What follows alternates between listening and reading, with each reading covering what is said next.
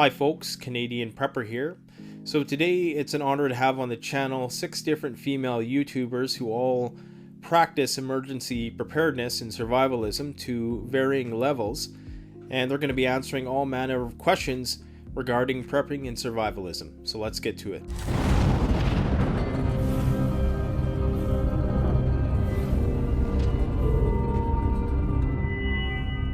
Alright, so before I start the interview process, I'm just going to say this is going to be a 2 or 3 part series. I haven't really decided yet. Basically, it's the standard format that I've used in the past with interviewees, where I send them the questions, they can mull them over, take time to formulate an in-depth and concise response, and they basically send me the file back and I edit it all together for the final production. Now the great thing with this is that there's 6 interviewees, so for each question I ask, I'm going to get 6 different responses.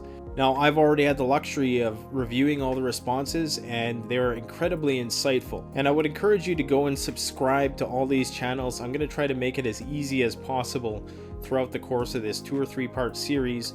I'm going to leave numerous links throughout the video to subscribe to all of these preppers channels. I do believe they all offer unique perspectives with regards to this. So without further ado, let's get to the interviews.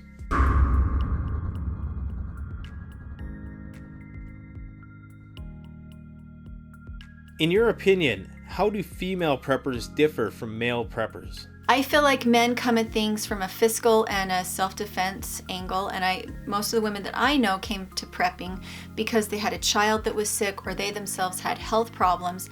They found that by doing things like food storage and medicinal herbs and things like that, they were able to enhance the health of their family, and then you kind of meet in the middle, and maybe the husband covers one thing and the wife covers another. But I have found overwhelmingly the women are more concerned with food and men are more concerned with self-defense. I really don't think when it comes to the basic needs of being a prepper, as far as food, water, weapons, ammunition, I think that we're all the same. I feel like as women, when it comes to our biological needs, that we might have other things that we might have to take in consideration, and hygiene things that we might have to take in consideration. But for the most part, I really don't think there's any major difference between being a male prepper and a female prepper. I mean, we as female preppers might have to worry about, possibly getting pregnant and our monthly cycle or some feminine hygiene issues. But other than that, I really don't think there's too much of a big difference. All right, men and women are different, in case you hadn't noticed yet. And that is a good thing. That's how it's supposed to be. We've always been different. It's okay, we always will be. As preppers, I think men and women want the same thing. We all, at the core, we want the same thing. But how we go about it is a little bit different. We tend to focus in areas that we're already comfortable in or that we're already interested in. And that really goes for everybody. And I'm totally generalizing here, but for men, those areas are different than for women. I honestly feel that female preppers have a little better understanding of kind of what's going on around them. I think that male preppers have a very strong voice. I think male preppers are kind of a lot more opinionated, and they are just stronger in the prepper community than female preppers. I think there are a ton of female preppers, but what I also think is that there are female preppers who simply don't have a YouTube channel, they don't have a presence, or they don't talk about their prepping at all because males have such a large voice that they completely drown out the female preppers. I think female preppers are a lot more logical. I think female preppers are a lot more apt to troubleshoot. And I also think that female preppers are really, really good at kind of keeping a team together. What I also think is that female preppers are really, really good at keeping things together in general. So, they know their preps, and they, are very dedicated to their preps because, this is protecting them and their family, and, you don't cross a mama bear. Ultimately, I don't think there are any differences between male and female preppers. but maybe we might enter the prepperdom world in a different gateway. I mean, to give you an example, maybe you're a male and you are lucky at deer hunting season and you got this nice big buck, but you decide you want to learn how to pressure can to preserve your venison. Or maybe you want to make some venison jerky and learn how to dehydrate. So you might start in that gateway.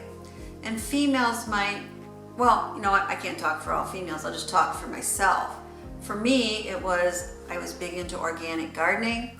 And then I thought, well, gee, I've gone through all this work. How can I preserve my harvest? So, I learned how to blanch and how to freeze properly, how to water bath can, eventually how to pressure can, and how to dehydrate. And by watching other videos, like maybe from Cat's Cradle or from Bear Prepper, I got introduced to other prepping topics. And eventually I went full hog on prepping. I guess the whole idea is one thing can lead to another. And that's kind of the idea behind my channel too. It's very eclectic, or a potpourri, I guess. I mean, I have videos on basic prepping, on water bath canning, pressure canning, dehydrating, first aid, kit building, a little bushcraft, gardening, and of course, yes, guns and gear. But the idea is maybe somebody comes in to see how I plant peas, but then starts watching some of my other videos and gets enticed into being a prepper. So again, it's part of being a prepper ambassador, and I want to encourage others to prep. And one of the ways to do that is one thing leads to another. Well, I think there are some genetically determined differences that we need to be honest about. And one of them has to do with the threat response. All the studies that looked at the stress response with the typical fight, flight, freeze, faint scenarios, those were done on men. And there's been some really interesting research that makes common sense about women. And that is that under stress, women tend to tend and befriend. That is one of their primary responses. So what they're trying to do is tend to the children, tend to the vulnerable, tend to the elderly, and they befriend.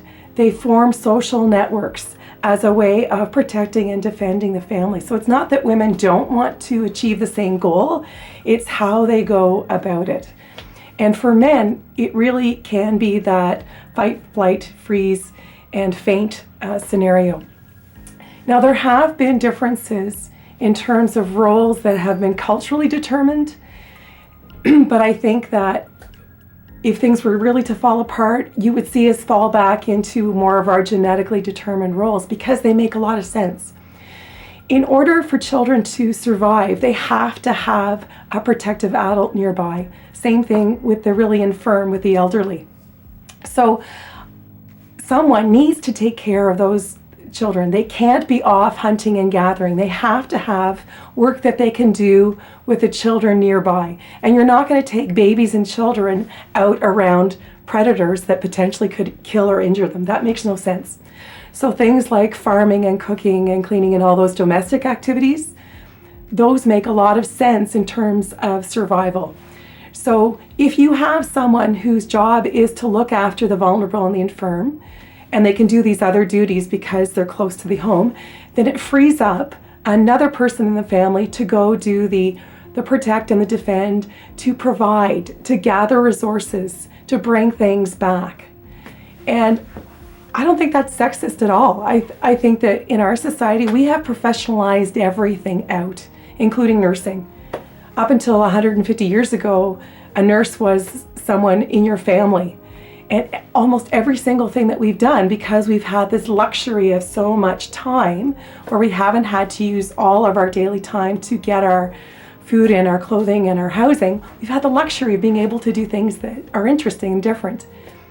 But in a grid down, shoot at Savannah scenario, we're not going to have that. We're not going to have professional services. We're going to have to revert back to some pretty basic roles. So that's how I see men and women being different. That being said, though, both sexes, of course, have to be prepared to fulfill any role in case someone is taken out of the game because of injury or illness or disease or death. Do you really think there's more male preppers than female preppers? Or do females just define it and practice it differently? This is a great question. I think the number of male preppers and female preppers you see depends on where you look. For example, on my blog, my readers are primarily female. But on my YouTube channel, my viewers are primarily male. So if I'm looking on YouTube, I find more male preppers. If I look on my blog, I find more female preppers. And so it kind of depends on where we're looking. If you're looking for preppers or survivalists, you'll find more men. If you look for homesteaders, you'll find more women. It's just, and so maybe it does come down to labels to a degree, and it also comes down to how we learn and where we're looking to find information and where we look to find each other. Women have been gardening and preserving food for years, ages, without being called preppers. So I do think there are more ladies who are preppers than ladies who call themselves preppers. But I also think that goes for men too. I think in general, there are more people who live a preparedness type of lifestyle who don't call themselves preppers, male and female. I think it might depend on how you define prepping. I mean, if you define prepping as having an underground bunker and piles of ammo, then yes, I think there are definitely more males than females as that type of prepper. However, if you define prepper as having a large home garden, learning how to have preserved food and have an extended food pantry, learning first aid skills and have a lot of first aid supplies, etc., that type of prepper, I think, might even be more dominant by females. So it really depends on how you define a prepper. Men talk about it more and come out about it more and are more willing to make YouTube channels and give advice. But I still feel like, there's just as many women preppers as there are male preppers. We just don't say things. I feel a lot of times when people don't put themselves out there is because they're afraid somebody might, possibly come and take their preps, or see, hey, I seen you made a YouTube video and show up at their house. They possibly do it out of fear. I know with a lot of the guys that I know, they're not afraid of anything. They're ready to take on any challenge and dare somebody to possibly come to their house and take their preps. So I just feel like, it's still equal male and female, or it's right about the same with male and female preppers. We just don't talk about it as much. Same thing with a lot of African American preppers. A lot of African American preppers don't want to come out about their preps, mainly just because of fear, not wanting to put themselves out there. I think that there probably isn't that much of a difference. I think that we just label what we're doing differently. And I say that because both men and women have the same goals. And the goals are to protect their own lives and protect and defend the lives of those they are responsible for, that they care for. Children, the disabled, the infirm, the elderly. And how we go about that might be different, which might end up with us coming up with different labels, but we're still trying to achieve the same goals. So with men, provide, protect, defend.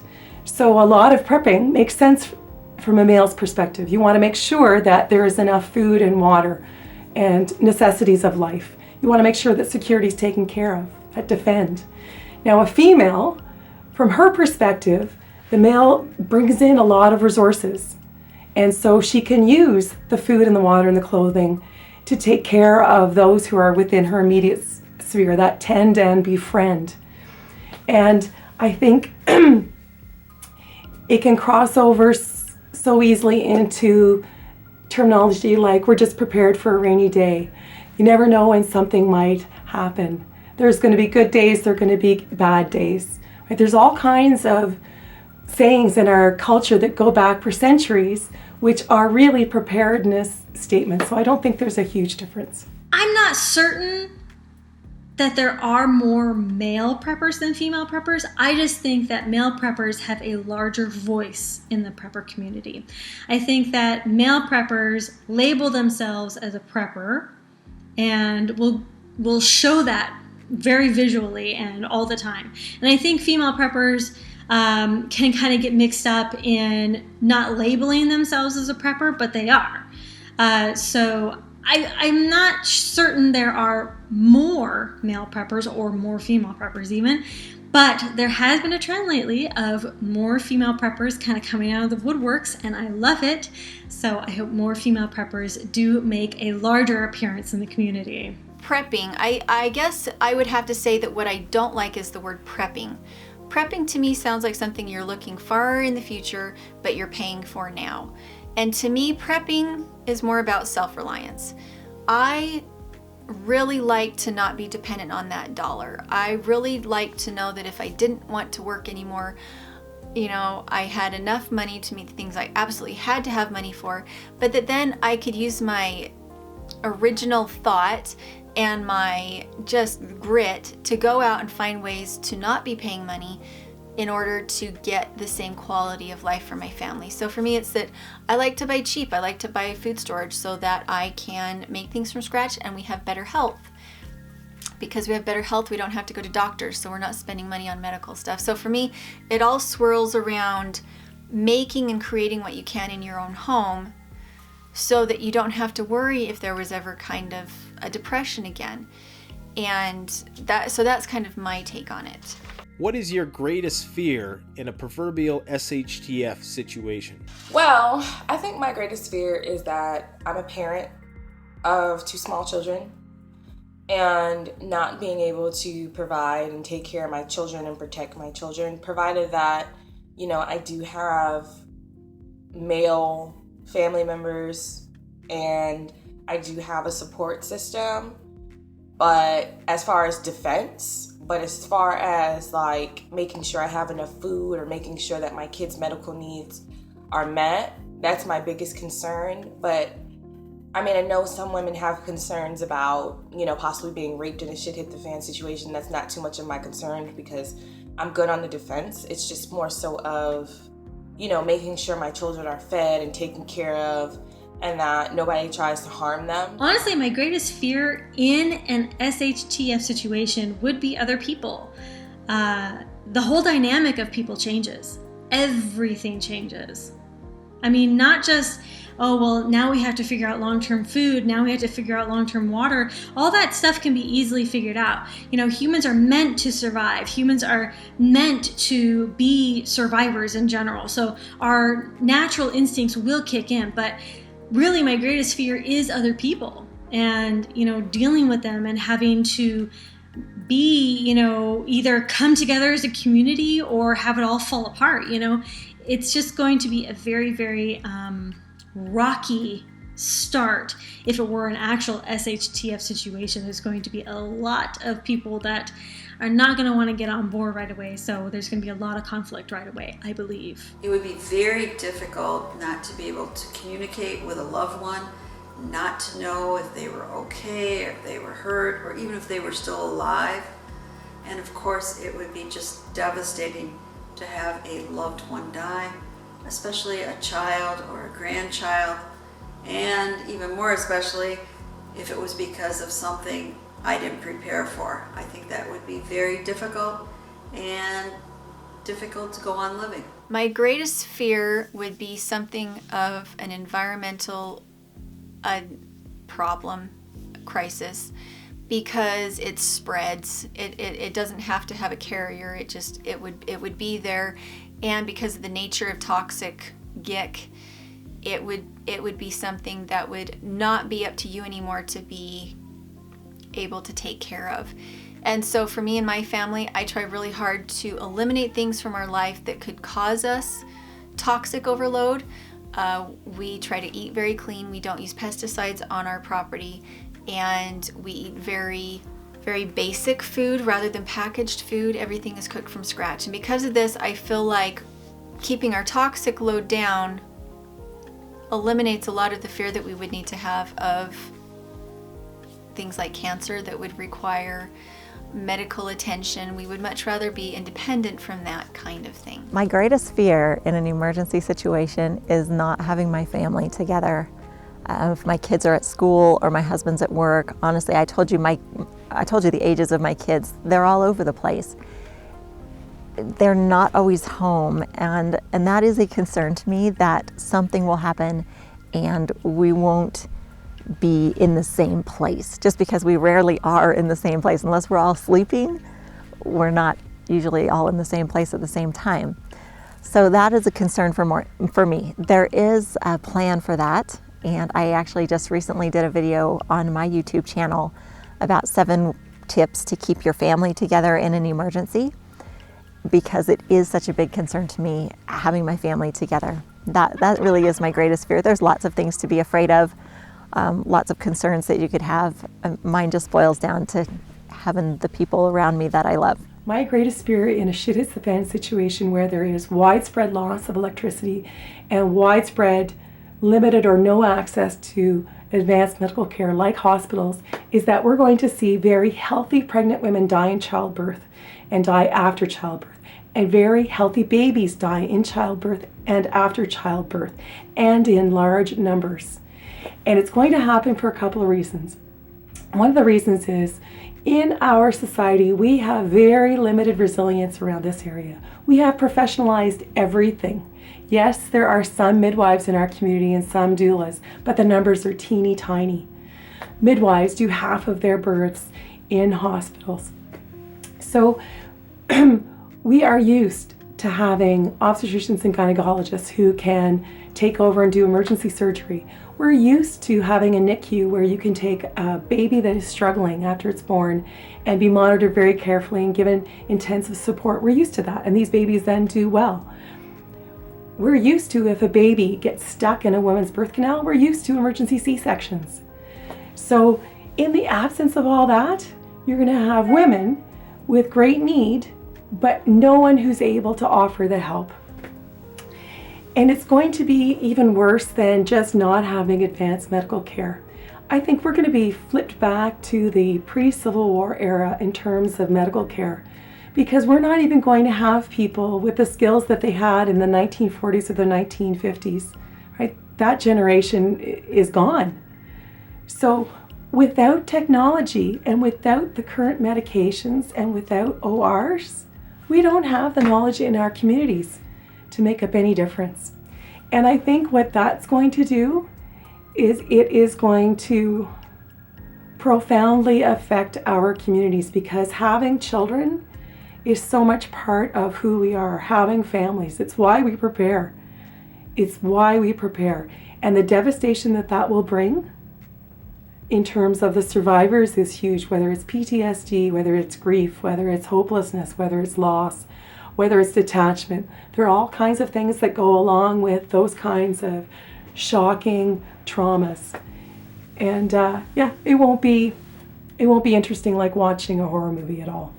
Will there be a drastic cultural shift that might see women taking on more nurture-oriented roles, or is this just an overplayed myth? My personal opinion about that is that it really does depend on a woman. If you have a relatively weak woman who's not prepared for a SHTF situation, then, she's just gonna possibly go with the wind of whatever the men do and be shunted into that nurturing role. But if you have a woman like me, you're not going to, don't get me wrong, I would love to be a nurturer. I enjoy it, but that would be a personal choice. But if I wanted to be out there, with a gun or out there hunting or, doing what I need to do to protect myself, then I'm going to do that, regardless of what anybody says. So really, when it comes to things like that, it depends on the woman. A lot of women, in my personal opinion, do take the back seat to men. I do feel like there will be a good percentage of women that take a backseat to men, but I will not be one of them. In every apocalyptic book or movie or TV show, it always seems like the woman is taking on the nurturing role. That's what the woman does. And I was saying earlier that women would bring communities together and bring, families and people together. And I believe that, but I don't believe that would all happen in a nurturing way, oh, you're all my beautiful children. No, I mean, maybe there will be a lot of women like that, but I think that there are going to also be the strong women and the strong women that take control, take lead. I think there are going to be plenty of women that will not be taking on the nurturing role. I think that roles will definitely change. I think that women are going to have to step up and do a lot more than they maybe used to have to. And they're either going to have to adapt to these changes or they're going to suffer greatly. So I think roles will definitely absolutely change for females and males. I think it's going to be different for everybody. I read a lot of apocalyptic novels. I call many of them to be testosterone fantasies. You know, it's almost comical where the middle-aged man gets the young, beautiful woman, he captures her heart, and then he overcomes tremendous odds and saves his community, the world, whatever. I still enjoy reading them. However, I don't think it's necessarily going to be that way. I also go to a lot of sites, which is manned or woman by conservative Christians, and they see the roles of men and women to be more to the stereotypes. But you know, I think young people don't see the world so much that way. You know, they were raised on maybe a Powerpuff Girls or Buffy the Vampire Slayer, you know, powerful female Avenger type. And if you look at the movies, I mean, you have the Divergent series and the Hunger Games, again, very strong female leader. Look at some of the TV programs such as The Walking Dead. Yes, it has Rick is the male ultimate leader, but you have Sasha and, you know, Michonne and Carol and many others that are strong female fighters. If you look at The 100, I think it's an 18-year-old girl leading the world in the apocalyptic universe. And if you look at, is it Z Nation or Nation Z, it's Roberta, a ex-military person, again, trying to save the world. So that's another viewpoint. But in reality, I think if we were in an apocalyptic event, everybody, be it male, female, or child, would be working continually just to survive. And that could be doing defense, gathering food, whatever. But I think very often the roles would interchange. And that would be really necessary because if you have a family and one parent dies, the other parent needs to take care of the family. So I think things would be much more equal. You might have certain communities that are more Christian fundamentalist and have those traditional roles, but I definitely do not think you would find them everywhere. I think male and female would be jointly just trying to survive. Again, I think it comes down to personality. How were you raised? What are your strengths? Just because you're not a nurturer doesn't mean that you're to be thrown away as a woman. I'm not a nurturer. I am not naturally a nurturer. I love people and I can hug them, but I do not want to be around people constantly. I want to be outside. I want to be with my animals. And so I do better if I have a nurturer in my home that isn't me. And yet my skills are such that my family really, really benefits from the things that I do enjoy doing. And I think that's what you have to come to. When you're prepping, don't look around for the things that you're bad at. Get good at the things you're good at. And find somebody else in your community that's good at what you're not. And form alliances with them and friendships. And find what your spouse loves to do and have them be the one that does the thing that they like to do and you do what you like to do. It all comes together. And it doesn't have to be cut and dried about you do this and you do this, because in our home we're pretty hardcore preppers, and our roles switch up depending on who's doing what. We both homeschool, we both cook, we both make videos, we both do some prepping. You know, it doesn't have to be cut and dried like that in which sex, gender has anything to do with it. So I would say the one consideration I would say in a shit hit the fan situation is make sure that you have birth control on hand, something that has a long storage period, because the one thing that will throw a wrench in your tire is going to be a pregnancy when there's not enough calories going around, or when there's social upheaval, or if you ever had to leave your home. Make sure that you have birth control. This is a good question. For me personally, I don't think that much will change, but I'm already a stay-at-home mom, and I make the meals and I take care of the kids. There is now, and there always will be, a need for nurturers. There just will be. But there will also be a need for women in other roles in a post-disaster world. So leadership roles, defense roles, even manual labor roles. There will be a need for women in those roles. So yeah, I think we're all in for a change in that type of situation. I think women are in for it and men are in for it. How much of a change depends on how we use our time now, what our work entails now, and where we're needed after the disaster. I absolutely believe that women's roles will change drastically in a shit hits the fan scenario. And I say that because right now, due to all this energy that we have, whether it's in oil or coal, all this fossil fuel energy has allowed us to have machines do so much of our work, electricity do so much of our work, so that we have all this time. We have all this time to do things that interest us that may be very separate from the skills that we need to survive every day and the knowledge that we need to physically survive. So what I mean is, for example, we have farmed out cleaning our homes. People pick up our garbage and dispose of our garbage for us. People diagnose and treat us for all our illnesses. And in fact, if you go visit someone in a hospital, what happens when the nurses come in? They pull the drape and kick you out so you don't even see how they care for someone who's bedbound. So there's all these practical skills that we lack, and I think we have this really distorted view over how much time it would take if we didn't have electricity, if we didn't have gas or oil, if we didn't have all these modern conveniences. We don't realize what our days would be like.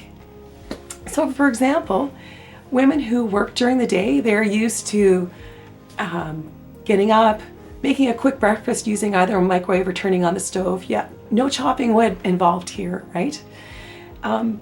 Put the kids into the car, drop them off at daycare, go to work, pick the kids up from daycare, maybe pick up some groceries, right? Maybe take the kids to some kind of activity in the evening, piano or gymnastics or something. That is not sustainable in a shit hits the fan situation. We're not gonna have grocery stores, we're not gonna have daycare. Everything is going to take longer. And that would be even if we knew what we were doing. But you're gonna have so many people who are gonna be lost. And so I think we're going to have much less time available to do things that, that we have the luxury of being able to do today. We're not going to have the material resources to do those things. And we're not gonna have the mental and emotional space. We are going to be so filled with, as a whole, with stress and anxiety and fear in just surviving, that it will be like you have catapulted us back into the Middle Ages, because we will have so many skills and so much knowledge that are lost. And even libraries, there's so much that we just toss out because we think, oh, well, we've got it on the computer. We don't even need to have paper books anymore. So yes, absolutely, I think both men and women's roles will change drastically when we are faced with the reality of providing for our own physical needs on a daily basis. There is an exceptional amount of information that I learned in making this video series, and I'm incredibly grateful that the ladies that did decide to participate were gracious enough to do so and take their time to be a part of this exercise. And I would hope that we could get some discussion going in the comment section. Stay tuned for part 2 of this series, which should be released at some point next week. Don't forget to like, comment, subscribe if you enjoyed the video. Don't forget to subscribe to all of these ladies' channels and go and check out the copious amount of videos that they've made that are very insightful with all matters of emergency preparedness. So stay tuned for more in the future. Thanks for watching. Canadian Prepper out. Check out the Canadian Preppers Network blog, an excellent resource for survivalists and preppers.